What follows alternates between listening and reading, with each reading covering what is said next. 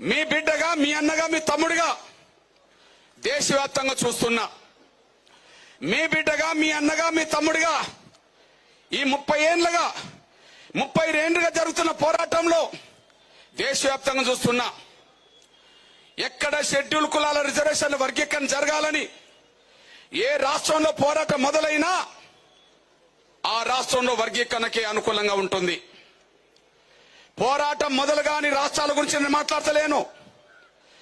SC వర్గీకరణ జరగాలని చెప్పి ఎక్కడ పోరాటం మొదలవుతే అక్కడ పోరాటానికి అనుకూలంగానే పార్టీలు స్పందిస్తున్నాయి.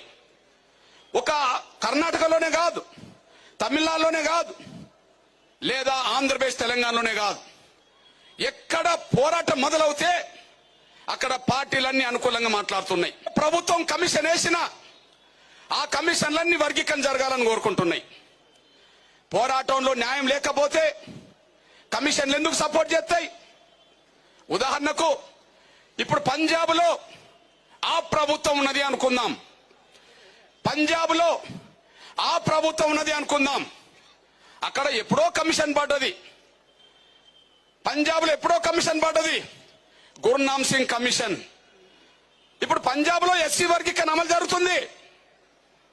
అక్కడ పార్టీలందరి అనుకూలమే, కమిషన్ అనుకూలమే, పోరాటం జరిగింది, వర్గీకరణ అమలు జరుగుతుంది. హర్యానాలో ఈ మధ్య కాలంలో 2024 ఆగస్టు 1న సుప్రీంకోర్టు జడ్జిమెంట్ వచ్చిన తర్వాత ఎస్సీ వర్గీకరణ మీద అక్కడ కూడా కేబినెట్ తో కమిటీ పడ్డది. ఆ కమిటీ సిఫార్సు ఎస్సీ వర్గీకరణకు అనుకూలంగా ఇచ్చింది. హర్యానాలో కూడా ఎస్సీ వర్గీకరణ అమలు జరుగుతుంది. పోరాటం మొదలైన ప్రతి రాష్ట్రంలో కమిషన్లు మనకు అనుకూలమే, పార్టీలు మనకు అనుకూలమే. పోరాటం మొదలైన రాష్ట్రాల కాడ కమిషన్లు మనకు అనుకూలమే, పార్టీలు మనకు అనుకూలమే. ధర్మం మన వైపు ఉన్నది. ఎస్సీ వర్గీకరణ కోరుకునే ప్రతి దశలో, ప్రతి రాష్ట్రంలో న్యాయం వైపే కమిషన్లు ఉన్నాయి, న్యాయం వైపే పార్టీలు ఉన్నాయి.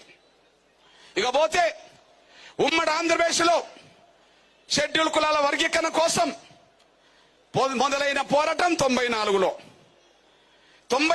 మొదలైనప్పుడు గౌరవ చంద్రబాబు నాయుడు గారు 96లో ఆనాడు ఉమ్మడి స్టేట్ కు ముఖ్యమంత్రిగా ఉన్నప్పుడు ఎస్సీ వర్గీకరణ మీద జస్టిస్ రామచంద్రరాజు కమిషన్ వేశాడు. కమిషన్ సిఫార్సులు వర్గీకరణకు అనుకూలంగా ఉన్నాయి.